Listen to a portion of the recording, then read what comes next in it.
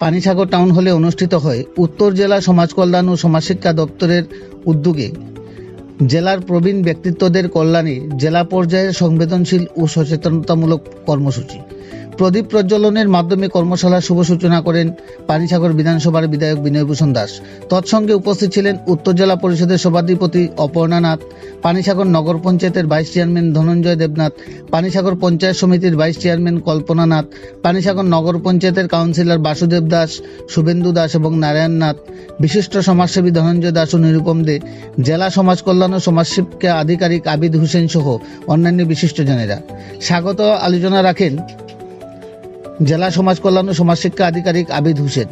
এতে অংশগ্রহণ করেন জেলার বিভিন্ন প্রান্ত থেকে আগত অঙ্গনওয়াড়ি কর্মী ও সহায়িকা সহ বয়স্ক প্রবীণ ব্যক্তিত্বরা।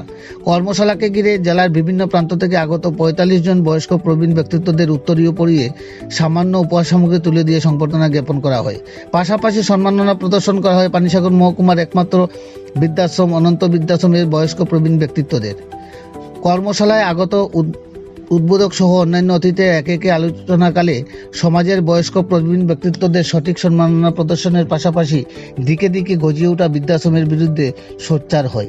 এরা বলেন, বৃদ্ধাশ্রমগুলোতে অনাথ বয়স্ক প্রবীণ ব্যক্তিত্বরা স্থান পেলেও কোনোভাবেই যেন পরিবার পরিজন সহ সন্তান থাকা অবস্থায় বয়স্ক প্রবীণ ব্যক্তিত্বরা তথা পিতামাতারা যেন কোনোভাবেই স্থান না পায়। সংসার পরিবার পরিজন থাকা সত্ত্বেও পিতামাতারা বৃদ্ধাশ্রমে স্থান পাওয়া একটা সামাজিক ব্যাধি, তা বন্ধে সমাজের সকল অংশের জনগণকে সংঘবদ্ধভাবে এগিয়ে আসতে হবে। পাশাপাশি সমাজ কল্যাণ ও সমাজশিক্ষা দপ্তর কর্তৃক বয়স্ক প্রবীণ ব্যক্তিত্বদের পরিচর্যায় আইনি সহায়তার বিষয়গুলো তুলে ধরে বিস্তারিত আলোচনা রাখেন।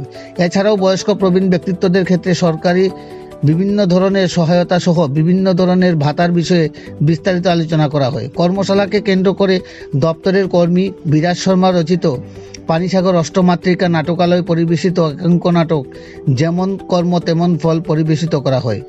অনুষ্ঠান সঞ্চালনায় ছিলেন পীযূষ কান্তি নাথ। জেলার বয়স্ক প্রবীণ ব্যক্তিত্বদের চিহ্নিত করে জেলা সমাজ কল্যাণ ও সমাজশিক্ষা দপ্তর কর্তৃক এই ধরনের সম্মাননা প্রদর্শনকে ঘিরে জেলার বয়স্ক প্রবীণ ব্যক্তিত্বদের মধ্যে খুশির আবহ বিরাজ করছে। পানিসাগর থেকে নিজস্ব প্রতিনিধি রিপোর্ট, শ্যামলী ত্রিপুরা। প্রত্যেকটা পরিবার সুখী হোক, এই উদ্দেশ্যে আমরা সবাই যেমন সচেষ্ট, সরকারও তাই চায়।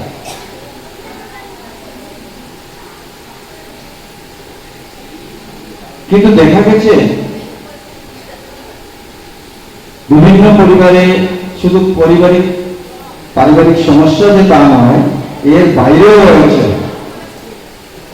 বয়স্ক মা বাবার প্রতি সম্মান না দেওয়া। এটা সবচেয়ে বড় আকার ধীরে ধীরে ধারণ করছে, যার ফলে বৃদ্ধাশ্রম, অনাথ আশ্রম মানা যায়, কিন্তু বৃদ্ধাশ্রম আমি মানতে পারি না। বৃদ্ধ হলে কি ওরা আশ্রমে চলে যাবেন নাকি?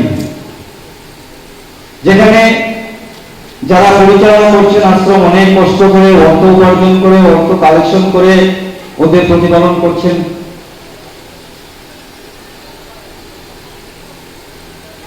তাহলে ওনাদের কিন্তু এর বাইরে একটা দায়িত্ব রয়েছে। কি দায়িত্ব? আইনগত দিকটা দেখা। আইনে রয়েছে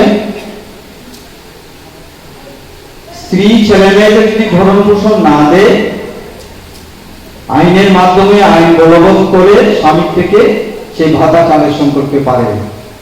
সেটা শুধু প্রসারী অনেকদিন লাগে। তাই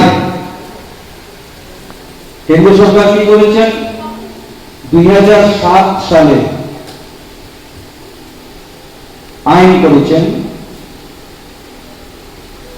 আইন করে বলছেন প্রত্যেক রাজ্য সেটা কার্যকর করবে। ট্রাইব্যুনাল